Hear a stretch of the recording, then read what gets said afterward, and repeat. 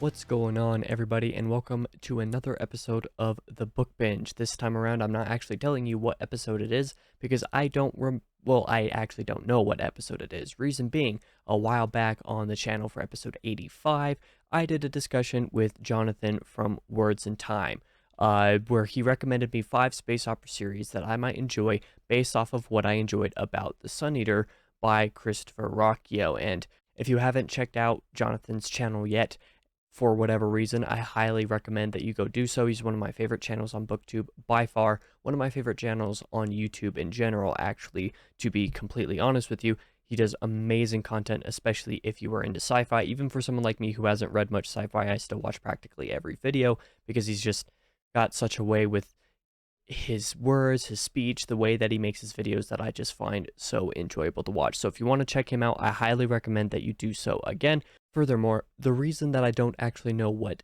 episode number this one is because when we recorded that discussion for episode 85, it lasted about a half hour. That was the first half of our discussion, and then we talked for another half hour after the fact, continued to record it, obviously, otherwise this video wouldn't exist, on a slightly different topic. You know, it was related, but different enough that I was like, okay, well, we talked long enough about this topic that I can just go ahead and make it a separate video. So that's what this is. So if you are interested in hearing rapid fire recommendations based off of the things that I liked from Sun Eater, that is what this discussion is all about. So thank you guys for watching. I hope you enjoyed this video. That makes sense, and I appreciate the recommendations, but I suppose I should ask if you have time, if you want to do a short little lightning round. Yeah, do you wanna give me any sort of, like, prompts or anything, like types of sci-fi, and then I can maybe grab from. I was thinking I was going to do more specifically. I gathered the points that I made in my I loved Sun Eater and absolutely recommend it video. I Gathered like it. some of the points and the first book or series that comes to your head based off of what these points are, and then I'll just note them down if you're interested. Yeah, I love it. Really get the brain a tingling. So the first thing that I loved about Sun Eater so much was universe building. Universe building. When I think of a universe, the sci-fi universe, Hyperion is the first thing that comes up. So, Hyperion. another Dan Simmons recommendation, but yeah, the Hyperion Cantos, I think, is one of the most fully fleshed out worlds. It's so many different interesting planets, technologies, the history, the lore. Yeah, if you like that kind of stuff, you can't go past Hyperion. That's one that I've had recommended a lot, which makes sense. Yeah. It's one of the most well-known sci-fi series out there, I feel like, or at least the first book is. Sequels are underrated. I like them. I'm a team full guy, full of Hyperion. You got to read at least the first two Yeah, to, for to sure. finish the first story arc. For sure. Lore. Specifically lore. Lore. Slash history. That's yeah. That's an interesting question. You've read June, haven't you? I've read the first one. First one. I've actually only read the first one as well. I'm a bit of a Oh. bad sci-fi fan in that regard. Maybe 2024 will be the year that I correct that and finish June. Maybe we can do that together. We'll try Perhaps. and schedule something. I'll let you know when I'm continuing June. Awesome. Yeah, because I at least want to read through God Emperor. I don't know if I'll read the 5th and 6th, but All right, special guest Charlie's going doggo. to join us for the next recommendation. Want to say hi, Charlie? All right, Charlie the mini poodle. What do you got for us? She'll whisper the recommendations to me. Gotcha. Alrighty. So the next thing that I really enjoyed, this one's going to be a little bit more specific. I enjoyed the god complex aspects of Sun Eater, just in terms. It's spoilery for the last couple books for sure, so I'm not going to actually explain what I mean, but Jonathan would know what I mean. If there's anything that comes to your mind,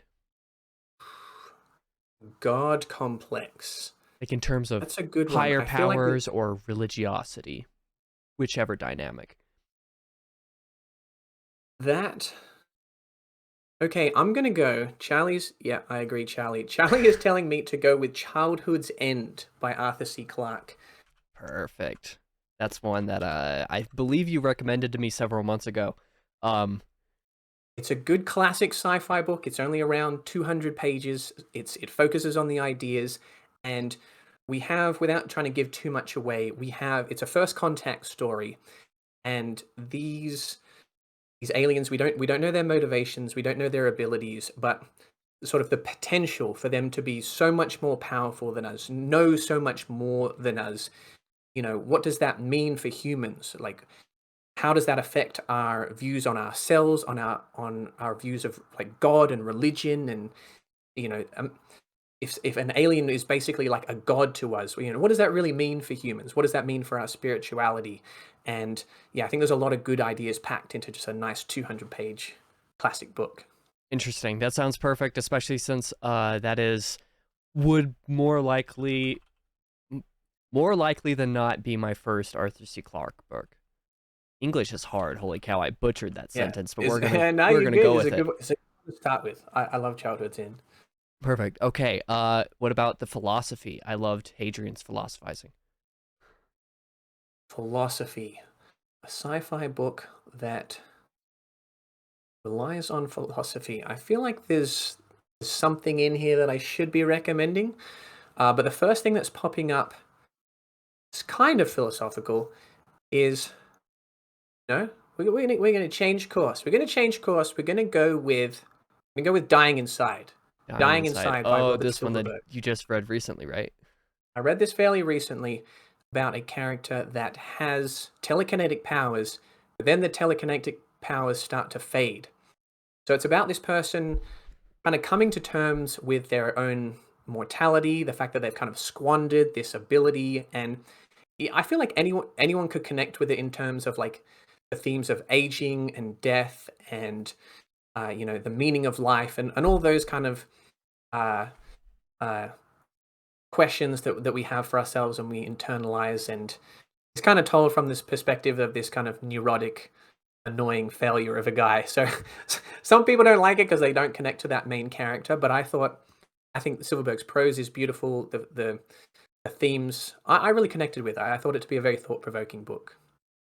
This was one that when you actually talked about it in a relatively recent-ish video, I can't remember when it was. I just know it was relatively recent. I was like, Yeah. that is one that I'm actually supremely interested in. And I actively thought about that because when you were just talking about it in a way that I was like, I want to read this. I want to see what it does for me. Hmm. Especially since I feel like I would unfortunately relate to some aspects of the main character, especially when you use the term neurotic. Uh, I had a very, let's say my teenage years, I'm very neurotic. I'm very neurotic naturally, but especially my teenage years. So I want to see. It's a very literary book. It reminded me a little bit, not so much of other sci-fi books, but of Flowers for Algernon and Catcher in the Rye. So if either of those two are of any interest, then maybe Dying Inside. If you can put up with a bit of an annoying character and a little bit of dated language, I think the themes are very rewarding. Awesome. Okay. And I actually noted Flowers for Algernon there as well because that's one that I keep forgetting that I need to put on a TBR. Uh, Yeah. because I know that that has wrecked many a person, including yourself. Yes, if one of your prompts was things I loved about Sun Eater, it made me cry, and Flowers for Algernon, that's the answer. Actually, that was one of the prompts. It was a little bit later in the list, but emotional There you connection. go. That I was jumped it. ahead to Flowers. Flowers for Algernon. Let's put that there. Perfect. I was gonna say because there was emotional connection in there. I cried multiple times Mhm. reading a couple of these Sun Eater books, so I won't be ashamed to admit that. Yeah, join our class action lawsuit as we sue Christopher Rocchio for all of our therapy bills and just general Sun Eater PTSD. Dude, I'm actually in Rockio's Discord, and DJ Butler, who's his editor now, has been going through it, and he says certain things about his certain pros or while he's reading Disquiet Gods, and I've had PTSD multiple times over the last month as he's been reading through it. I'm like, I'm Oh not no, ready for this, and it doesn't come out for no, a year. I can't do it again. I don't want to do it again, but I have to do it again, especially since I'm going to end up dying in one of the books now because I chose that tier at the Kickstarter. So, Awesome. um, one of the other things I loved about Sun Eater was Rockio's specific stylistic decisions in writing of battles. Ooh. Because I feel like battles is one of those things that varies very highly dependent on the author, whichever direction you take, even just within fantasy specifically. You have authors that are very detailed in description, get very gory. And then you have Tolkien, which doesn't say a damn word about the actual battle. Something's happening Mm. over here, something's happening over there. Oh, the battle's over, I guess. Helm's Deep was a very short chapter, even though it's a large scale battle. But Interesting. That's a good question. I would say the sci-fi I tend to read is not super action battle focused in fair enough. general. My two favorite all-time fight scenes are a duel in Demon in White. You probably know the one that I'm thinking I of. absolutely know the one you're thinking of. And there is a showdown in Endymion. So sorry to double down on my recommendations, but It's fair. It's a Endymion, lightning round. book three in the Hyperion Cantos, or book one in the Endymion duology, there is a fight scene which kind of plays with time as the fight is going on, and I was just on the edge of my seat. I thought it was sick. It was so good. Okay, that sounds good. This one's gonna be a little bit, a little bit of a different way to go. It's gonna be more literary recommendation, I assume. The prose. Nice. I noted specifically in my series review of Sun Eater, or at least the series so far, I wasn't particularly in love with Rocchio's prose for at least the first couple books. Um, Ooh, Empire of Silence specifically, and as I'm rereading it right now, I'm very heavily noticing there's tons of awkward sentences in there compared to Ashes of Man, which I think is interesting. beautiful. And Rocchio would admit because he I want to say he said there was like an average of like 20 or 30 edits for every chapter when he was going through for the Diamond Edition. I believe it because, and it's not a knock, obviously, but Empire of Silence compared to Ashes of Man, that prose is night and day. But Ashes of Man is one of the most beautifully written fiction books I've ever read, at least for a genre fiction book in the modern day. That's interesting. I actually love the prose right away in Empire of Silence, and Okay, I actually feel like enjoying experiencing Rocchio's prose in Empire of Silence is almost more memorable. I think just because after that I expected it to be at a 10 out of 10 level, and fair. it always is. But Empire of Silence for me, because I read a lot of sci-fi, a lot of hard sci-fi, it was just such a change in reading experience that I really loved it and connected to that right away. So that's interesting that you think it kind of propels upward throughout the series when Interesting. I already thought it was pretty elite, but I can um, see that. I agree to a degree. There were obviously tons of sentences that I like would note down, and in Howling Dark specifically, there was various quotes near the end of the book that I had to save. But in between the really good quotes, there were also sentences that I thought could have been constructed better. Um, but you can interesting. go Yeah, ahead with the I'd be recommendation. interested to see on a reread how, now that I've read all of the series, how I think it compares retrospectively. So let's see. In terms of prose, I'm going to go with Waystation by Clifford D. Simak. I feel like I've So only heard this one mentioned like once before on the channel. yeah, it's a classic book. It's well respected. It won a Hugo, but I feel like I don't see it talked about a ton on YouTube. There is a seemingly ageless Civil War veteran that lives on a farm, but this farm is actually a way station for intergalactic visitors. And it's told in this very sort of homey, classic American style.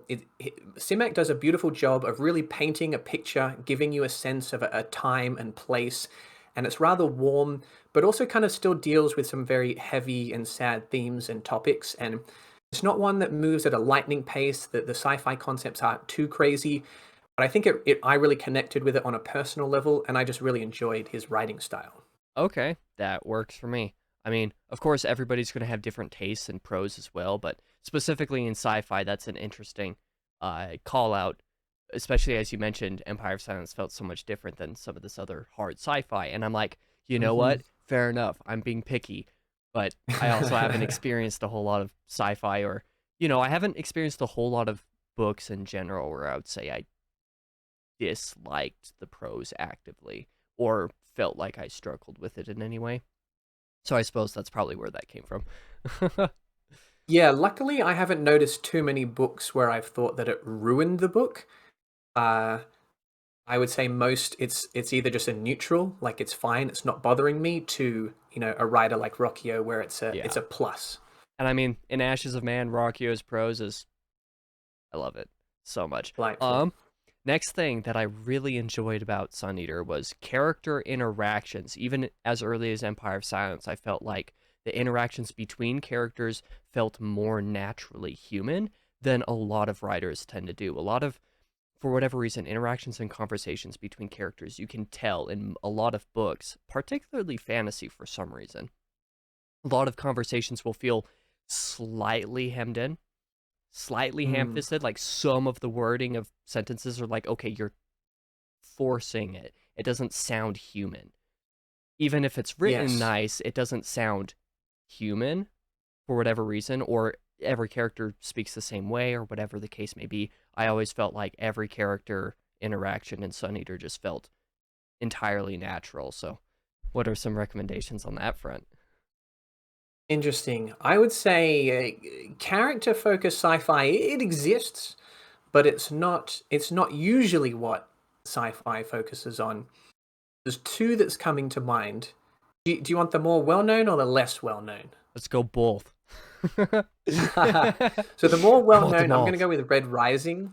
I've read the Okay. original trilogy, and I feel like the plot moves quickly. I feel like there's some good action, but for me, I feel like the characters. So it's written in first person. Darrow, I think he has a very strong personality, strong point of view. He makes mistakes, but I was always invested in Darrow and the relationships that he forms, close friendships, people that backstab each other and stuff. I felt like the character dynamics worked pretty successfully in Red Rising. And then the Which other is one that I thought of is one that's a little bit polarizing, one that I really liked, and I know is popular, but didn't click for everyone, and that is the Takes Kalan duology, starting with A Memory Called Empire by Arkady Oh, Martine. right. I was like, when you said the name of the duology, I was like, I have no idea what you're talking about. Yeah. But I've heard of A Memory Called Empire. Yeah, it's Uh, sort of a fish out of water type story. An ambassador goes to the big takes Kalan and has to deal with. She's replacing the previous ambassador that died under mysterious circumstances. So that's quite the job assignment. And is this is it's a bit of, it feels like a bit of like a spy thriller with these kind of cultural differences and there's like friends, lovers, enemies. You're not quite sure who's who in relation to each other. So for me, it really worked. I really liked the kind of sharp dialogue and character dynamics that book formed. something that I want to ask about this duology is how you felt between the first and the second book specifically, because I don't remember if you actually saw Daniel's posting when he read those two books. He really liked A Memory Called Empire, but he did not like the second book. He thought that it was, I want to say, I don't want to misquote him, but I want to say he said that it was one of the most disappointing or one of the biggest letdowns he's ever read. So I want to hear what your take Interesting. is. So I gave book one an 8.5 and I gave book two an 8. Oh, So okay. I like book one more, but I still enjoyed book two. I feel like it went for some kind of larger themes, and I think it stuck some of the thematic stuff, but I think the story was slightly less entertaining and engaging than it was in book one. Okay, that makes sense. Yeah, I was just curious about that, given Daniel's response to the second book, because if I spent Interesting. the time to look through Goodreads and find the review, or just do a search on Discord or something like that, I would probably find it. But I want to say it was one of his biggest letdowns of the year, or something like that. So, um, Sorry to hear that. um, the other 3 points that I enjoyed about Sun Eater, I feel like are going to be less like easy to pick a recommendation, but we're going to go with it anyway, just for the fits and giggles. Um, One of the things that I thought that was really good about Sun Eater that I feel like was unique to it, at least compared to a lot of things that I've read, there was large spaces of time in between every book, except for Kingdoms of Death and Ashes of Man, because those were originally one book. Um, Yet there was still a lot of story in between those books that just wasn't written. I don't know if this Mm. is anything that it shares with any other sci-fi or any other series in general, but I thought that the way Rockio did that worked. I'm curious if there's anything else that might have done something like this. It's a good question. I probably read more standalones than series, so not a lot comes to mind. I would say perhaps The Expanse. I know that's one I've already recommended, but because it has those three sub-trilogies, and especially between books 6 and 7, there's a bit of a time jump. There might be some gaps to fill in there. I haven't read some of the short stories and novellas, so I've read all 9 books in the main series, but I haven't read some of the things in between. But that might give you a little bit of a similar taste of what Rockio does with Sun Eater.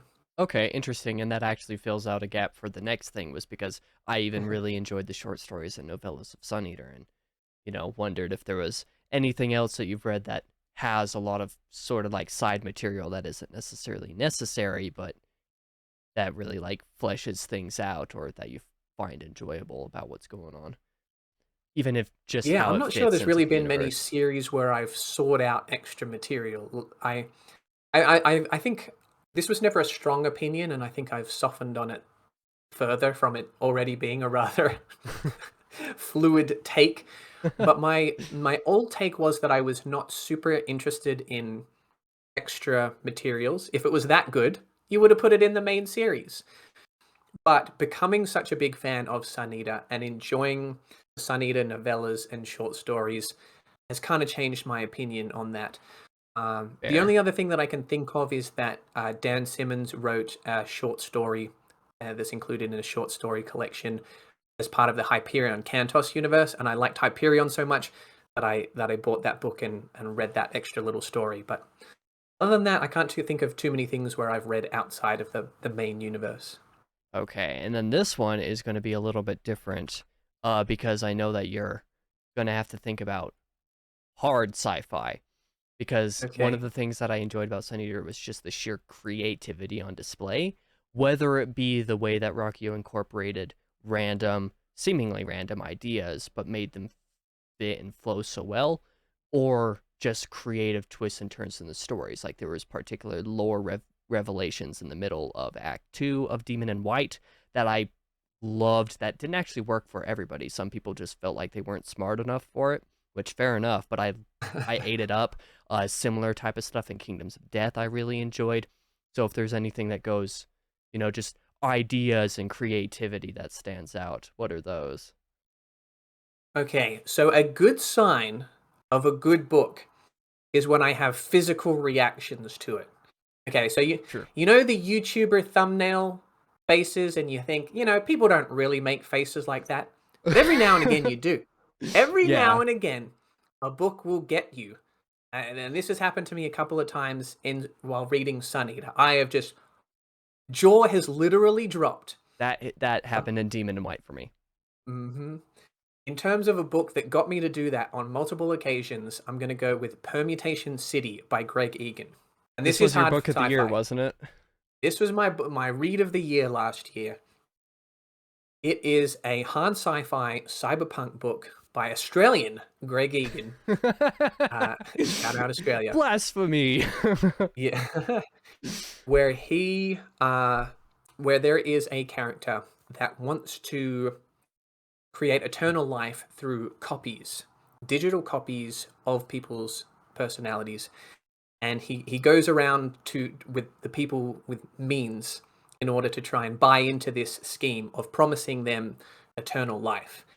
And the way that it kind of deals with uh it felt like it was written in 2022 and it was written in like 1994 or something. Like his understanding of like computers and where like computing was going, I think was phenomenal. So in terms of technological, philosophical, spiritual, like quantum mechanics, like biology, within this universe, he kind of changes the very nature, the building blocks of physics. Like he creates a new physics in order for this alternate world to exist. Like it really just captured my imagination, and some of the story twists and turns had me just left me shook. That's one of those things that's like if and when I dabble into hard sci-fi, might be one of the first things I pick up. And I'm sure Yes, you would not argue. if you can just let a little bit of the hard science wash over you and get into the story, I think it pays off. Yes. Because I Yeah, know we'll try and direct you in those those directions. Because I know one of the other series that you didn't recommend to me, but that I've kind of had on my mind is obviously Children of Time, which we mentioned earlier, Tchaikovsky, because that's kind of one of the really well-known ones. Is that one that kind of like borders on hard sci-fi a little bit more to an extent? I don't know for sure. Yeah, I would describe that as medium hard sci-fi. It's a space opera that follows the humans and spiders, and you kind of get a little bit of a technical breakdown of stuff to do with the ship, and then sort of how the spider society evolves. But I still think it's fairly readable. I think it has reached a relatively wide mainstream audience because um, yeah, I think it's a just captivating premise, and b it remains quite readable even while having a few hard sci-fi elements. Okay, yeah, that makes sense because Tchaikovsky is one of those authors that I've kind of had on my radar for a while as a result of that, and also because of series like Shadows of the Apt, which several people are reading right now, which is apparently more fantasy than it is sci-fi, and apparently Tchaikovsky is quite the um, what's the term? He's written a lot of stuff. Chameleon, Chameleon works. prolific. I thought you were going to say the range of styles that he writes in. Pretty much, If you yeah. mean the volume, yeah, Diverse. He he's is very prolific as well. diverse writer. There you go. Yeah. That's the term. So. Thank you, Jonathan, for joining me for this and dealing with the tech issues at the beginning, but we got through about an Oh hour of no. discussion. I may or may not make this 2 videos. Yeah, easy breezy. Because there were, Yeah, no, this was fun, man. I appreciate it. I enjoy talking to you. I think you got a good taste in sci-fi. You're a fan of Sun Eater. You're a fan of Frankenstein. You're a fan of some of my favorites. So yeah, hopefully we can. Uh, patrician taste only. yeah. I'll look forward to your reviews if you check any of these out. And Hopefully they work hopefully I'll for be you. able to get to some of them sooner than later. Maybe I'll eventually start to dive more into sci-fi when I finish Dune, because I figure if I read at least those next 2 books, but probably 2 through 4, I'd probably reread Dune again before them, because I'm sure I'll appreciate Dune a little bit more on a reread. Because I liked it, but I didn't love it. Yeah, that's understandable. Look, readers, we got to be patient. I mean, we tell a friend to watch a movie, they're like, "Yeah, man, I'll check it out this weekend." They're like, "Oh, check out this book series," and they're like, "Yeah, I think I have time in my reading schedule, maybe like summer of 2025." And you're like, "Okay." That's literally me. Yeah. Especially since I'm reading Wheel of Time, which is more or less a 3-year commitment, depending on how I space my reads in Yes. between it. So, like, I'm trying to do stuff where I like try to read other series in between, and I eventually will have to do that because, like, next year I'm gonna be reading the Lonesome Dove saga, which a lot of people loved, and I'm Mm, like, okay, well, I nice. can't read it this year. I won't have time, so maybe I'll do it next year while I'm still reading Wheel of Time. So I may have to do that with sci-fi series while I'm nearing the end of some of that.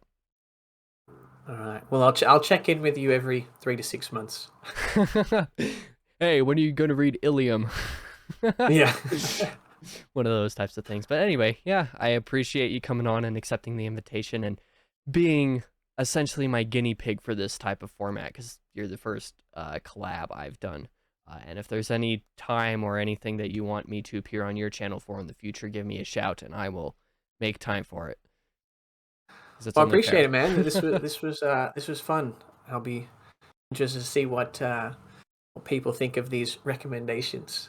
For sure. And again, I've stated, I'm pretty sure I stated it in the intro and outro of this when I recorded those however many weeks ago, that I wanted more people to recommend more stuff if there's anything that you didn't already mention. So maybe if viewers of your channel are watching, maybe I'll get some of those, because I doubt that anybody watching my channel has recommendations that we haven't gone through. I don't know. It's a never-ending battle with the TBR. There's always more books. All of my subscribers are always giving me great recommendations that I can't keep up with. So I'm sure I'll learn a thing or two in the comments as well. Alrighty, well, again, I appreciate it. So that is the end of this second part of the discussion that I did record with Jonathan. Again, if you want to check out his channel, I highly recommend you do so. He is tagged in both the title and the description of this video. Thank you guys for watching. I'll be back in the next video, whatever it is, because frankly, just like I have no idea what episode this is, I have no idea what the next one is going to be either. Thank you guys for watching again. I will see you in the next video.